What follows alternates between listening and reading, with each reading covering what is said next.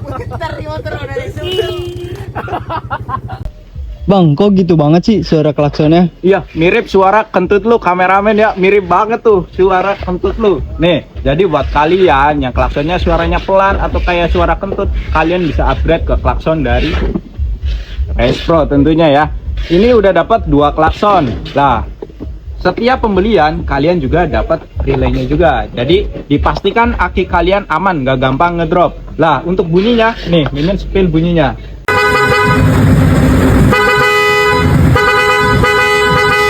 Mantap banget kan? Jadi buruan kalian upgrade klakson yang pelan itu ke klakson dari Race Pro ya, yang udah pasti terbukti gacor dan udah terbukti menjanjikan klaksonnya. Nah, buat kalian yang pengen pasang langsung bisa ke bengkel rekanan kita, atau yang jauh-jauh bisa online shop kita, dan yang pengen jadi reseller bisa DM Instagram atau TikTok kita. Oke.